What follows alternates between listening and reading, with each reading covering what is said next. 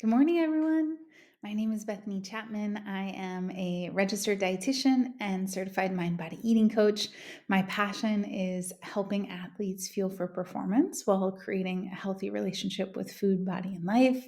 This morning, I want to talk about breakfast because 'tis the season. We are in the fall season, and a lot of athletes are returning to school or we're transitioning into a new routine with school back into our lives. And so it's really, usually it takes a little bit to kind of find our rhythm, find our groove back when we experience those big transitions.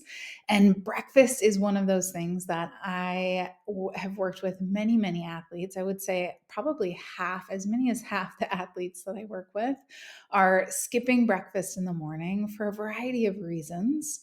One is timing.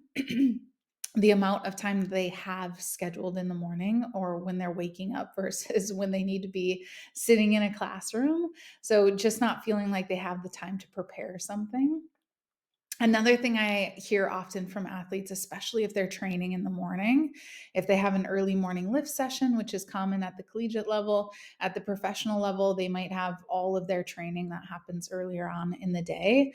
And there's fear around eating and just not feeling like we have a digested stomach. So, feeling a little bit uncomfortable with gut distress with having breakfast and adding that in. So, really important that we kind of troubleshoot together and figure out what works best for you. It can take time to train our gut uh, to be able to tolerate some of those breakfast foods, but timing is also important.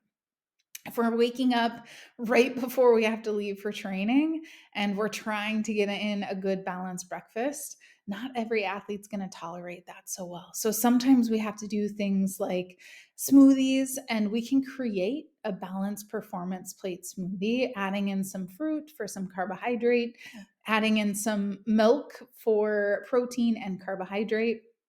Maybe we add in some protein powder or some Greek yogurt to boost up that protein intake. We might add in avocado or maybe some nut butter to add in some fat. So we can create a balanced smoothie in the morning. A lot of times, if we struggle with that gut tolerance, having something liquid is a little bit easier on our tummy than having more solid foods. So, really, a balanced breakfast should include carbohydrate, protein, fat, and some color. So, color might be fruit, it might be vegetables. This morning, I had my favorite egg avocado toast. So, I put some avocado in there. I sprinkle it with some fresh cut tomatoes. It's tomato season in my garden, so I'm able to go out, harvest some tomatoes, and put them fresh on my toast. And the avocado is going to give a good source of fat.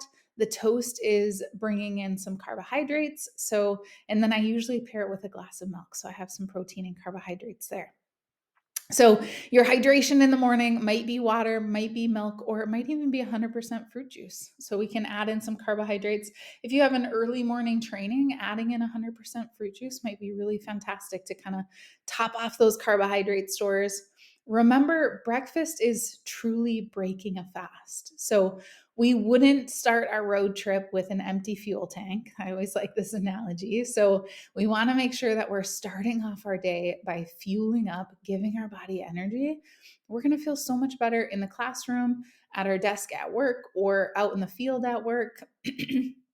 Or out in the field training, performing, competing, all of those things, we're going to feel more energy levels. We're going to feel more mental clarity if we're adding in a balanced breakfast. So, this is really, really important that we're making sure that we're adding in breakfast starting off our day. If we're skipping breakfast, we're missing out on one of those primary eating opportunities during the day. And if we do that, there's a really good chance that we might be under fueling, and that's going to significantly impact our performance. So, ideally, we want to be thinking about timing. If we can eat breakfast 2 to 4 hours before training or before a competition, that's ideal, especially if we're thinking about a complete, fully balanced performance plate that includes fiber, it includes fat. That is, our body needs a little bit more time to digest and absorb. If we don't have that much time before training, in the morning, we might have to be a little bit mindful about the how much fat that we're adding in, whether it's avocado, nut butter, whole eggs, things like that, and also the fiber amount.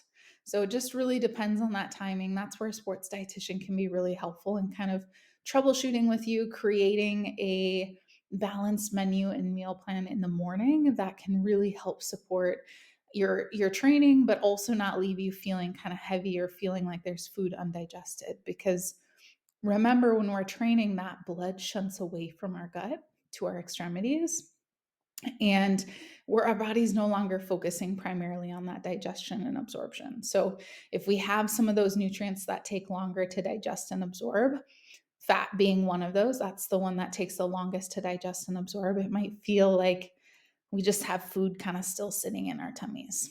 So what might be a balanced breakfast? So here's some ideas just to kind of get you started.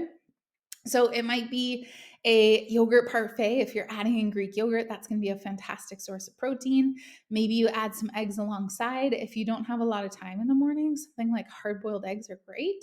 Or even doing like an egg bake. I love that because I can just throw it all together, stick it in a pan, cook it over the weekend or during the week on one of the mornings.